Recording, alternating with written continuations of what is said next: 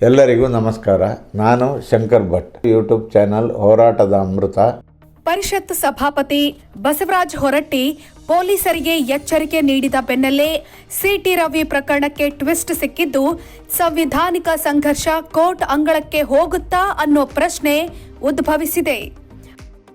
ಹೌದು, ಸಭಾಪತಿ ಬಸವರಾಜ ಹೊರಟ್ಟಿ ಅವರು ಸದನದ ಒಳಗೆ ನಡೆಯುವ ವಿಚಾರಗಳಿಗೆ ಪೊಲೀಸರು ಹಸ್ತಕ್ಷೇಪ ಮಾಡುವಂತಿಲ್ಲ, ಮಹಜರು ನಡೆಸಲು ನಾನು ಅನುಮತಿ ನೀಡಿಲ್ಲ, ಯಾವುದೇ ಕಾರಣಕ್ಕೂ ಸದನದ ಒಳಗೆ ಬರಬಾರದು ಅಂತ ಎಚ್ಚರಿಕೆ ನೀಡಿದ್ದೇನೆ. ನನ್ನ ಆದೇಶವನ್ನ ಧಿಕ್ಕರಿಸಿದ್ರೆ ಪೊಲೀಸರೇ ಜೈಲಿಗೆ ಹೋಗಬೇಕಾಗುತ್ತೆ ಅಂತ ಖಡಕ್ ಎಚ್ಚರಿಕೆ ಕೊಟ್ಟಿದ್ದಾರೆ. ಸಿಟಿ ರವಿ ಹೆಬ್ಬಾಳ್ಕರ್ ಕೇಸ್ ಮುಗಿದ ಅಧ್ಯಾಯವಾಗಿದ್ದು, 19ರಂದೇ ಸದನದಲ್ಲಿ ರೂಲಿಂಗ್ ಕೊಟ್ಟಿದ್ದೇನೆ. ಅನಿರ್ದಿಷ್ಟಾವಧಿ ಸದನ ಮುಂದೂಡಿಕೆಯಾಗಿದೆ. ಸದನದ ಒಳಗೆ ನಡೆಯುವ ಘಟನೆಗಳಿಗೆ ಪೊಲೀಸರು ಹಸ್ತಕ್ಷೇಪ ಮಾಡುವಂತಿಲ್ಲ. ನಮ್ಮ ಕ್ಯಾಮೆರಾದಲ್ಲಿ ರೆಕಾರ್ಡ್ ಆಗಿಲ್ಲ, ಅದೆಲ್ಲ ಫೇಕ್ ವಿಡಿಯೋ ಇರಬಹುದು. ದಾಖಲೆ ಇದ್ದರೆ ದೂರು ಕೊಡಲಿ, FSLಗೆ ಕೊಡ್ತೇವೆ ಅಂತ ಹೇಳಿದ್ದಾರೆ. ಹೊರಟ್ಟಿ ಸುದ್ದಿಗೋಷ್ಠಿ ನಡೆಸಿದ ಬೆನ್ನಲ್ಲೇ ಹಿರೇಬಾಗೇವಾಡಿ ಠಾಣೆಯಲ್ಲಿ ದಾಖಲಾದ FIR ತನಿಖೆ ಹೇಗೆ ಎಂಬ ಗಂಭೀರ ಪ್ರಶ್ನೆ ಎದ್ದಿದೆ. ಅಧಿವೇಶನ ನಡೆಯುತ್ತಿರುವಾಗಲೇ ಜನಪ್ರತಿನಿಧಿ ಬಂಧಿಸೋದು ಅಷ್ಟು ಸುಲಭವಲ್ಲ.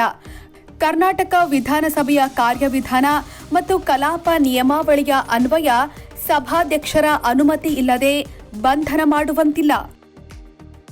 ಆದರೆ ಈ ಪ್ರಕರಣದಲ್ಲಿ ಸ್ಪೀಕರ್ ಅವರ ಅನುಮತಿ ಪಡೆಯದೇನೆ ಬಂಧಿಸಲಾಗಿದೆ. ನಮ್ಮ ಕ್ಯಾಮೆರಾದಲ್ಲಿ ಸೆರೆಯಾದ ಆಡಿಯೋದಲ್ಲಿ ಸಿಟಿ ರವಿ ಅಸಂವಿಧಾನಿಕ ಪದ ಬಳಸಿದ್ದು ಕೇಳಿಲ್ಲ ಅಂತ ಹೊರಟ್ಟಿ ತಿಳಿಸಿದ್ದಾರೆ. ಹೀಗಾಗಿ ಪೊಲೀಸರು ಯಾವ ವಿಡಿಯೋ ಆಡಿಯೋವನ್ನ ಪರಿಗಣಿಸಿ FIR ದಾಖಲಿಸಿದ್ದಾರೆ ಅನ್ನೋ ಪ್ರಶ್ನೆ ಎದ್ದಿದೆ. ಏನೋ ಮಾಡಲು ಹೋಗಿ ಏನೋ ಮಾಡಿ ಪೊಲೀಸರು ಈಗ ಇಕ್ಕಟ್ಟಿನಲ್ಲಿ ಸಿಲುಕಿದ್ದಾರೆ. ಸರ್ಕಾರ ಪೊಲೀಸ್ ತನಿಖೆಗೆ ಆಸಕ್ತಿ ತೋರಿಸಿದೆ.